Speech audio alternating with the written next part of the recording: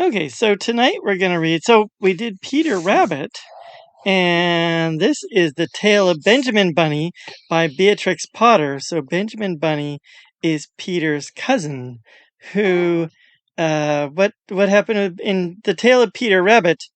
Peter Rabbit said Benjamin Bunny knew something about cats. Let's see if there's any cats in this story. One morning, a little rabbit sat on a bank. He pricked his ears and listened to the trit trot of a pony. A gig was coming along the road. It was driven by Mr. McGregor, and beside him sat Mrs. McGregor in her best bonnet. So that was the guy who almost caught Peter, right? Uh-huh. As soon as they had passed, little Benjamin Bunny slid down into the road and set off with a hop, skip, and a jump to call upon his relations, who lived in the wood at the back of Mr. McGregor's garden.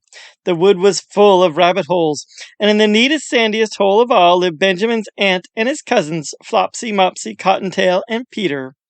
Old Mrs. Rabbit was a widow. She earned her living by knitting rabbit wool mittens and muffetees. I once bought a pair at a bazaar. She also sold herbs and rosemary tea and rabbit tobacco, which is what we call lavender. Little Benjamin did not very much want to see his aunt. He came round the back of the fir tree and nearly tumbled upon the top of his cousin Peter. Peter was sitting by himself. He looked poorly. He was dressed in a red cotton pocket handkerchief. He's so little. He's wearing a handkerchief. Peter, said little Benjamin in a whisper, who has got your clothes?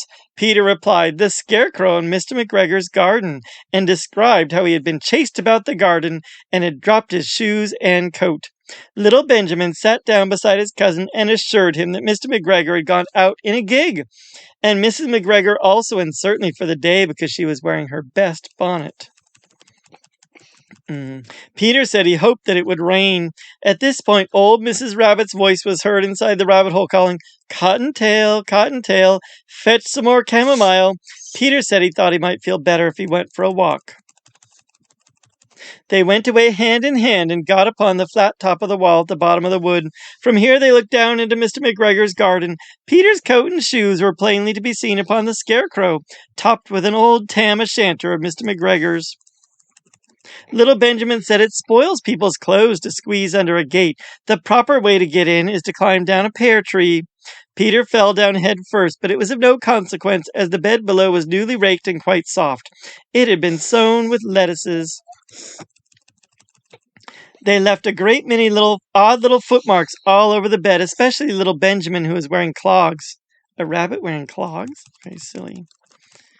Little Benjamin said that the first thing to be done was to get back Peter's clothes in order that they might be able to use the pocket handkerchief.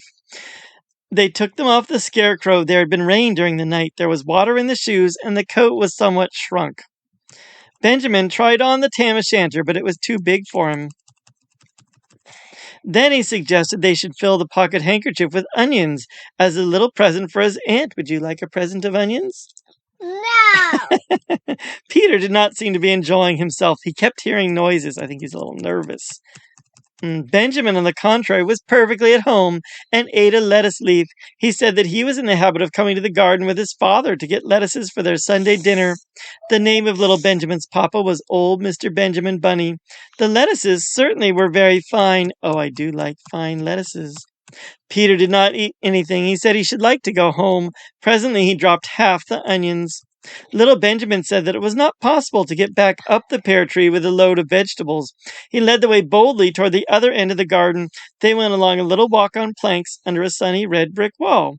The mice sat on their doorsteps cracking cherry stones. They winked at Peter Rabbit and little Benjamin Bunny. Presently Peter let the pocket handkerchief go again. When they got amongst the flower pots and frames and tubs, Peter heard noises worse than ever, and his eyes were as big as lollipops. He was a step or two in front of his cousin when he suddenly stopped. Oh, why did he stop? He kept saying that cat! This is what those little rabbits saw around that corner. Little Benjamin took one look, and then in half a minute, less than no time, he hid himself and Peter and the onions underneath a large basket. The cat got up and stretched herself and came and sniffed at the basket. Perhaps she liked the smell of onions. I don't think so. Anyway, she sat down upon the top of the basket. Uh-oh. Look on top of the basket. She sat there for 5 hours.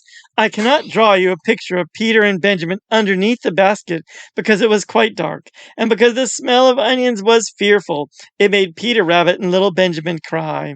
The sun got round behind the wood, and it was quite late in the afternoon, but still the cat sat upon the basket.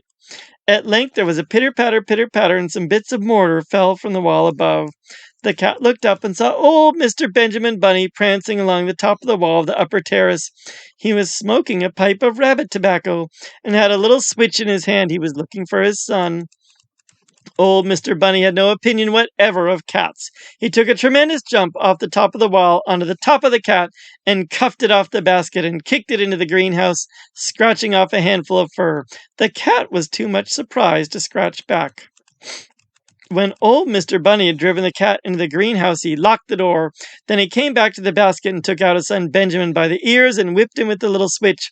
Then he took out his nephew Peter. Then he took out the handkerchief of onions and marched out of the garden. When Mr. McGregor returned about half an hour later, he observed several things which perplexed him. It looked as though some person had been walking all over the garden in a pair of clogs, only the footmarks were too ridiculously little.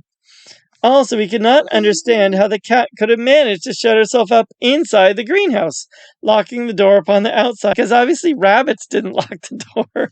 Are you playing with Mr. Bear?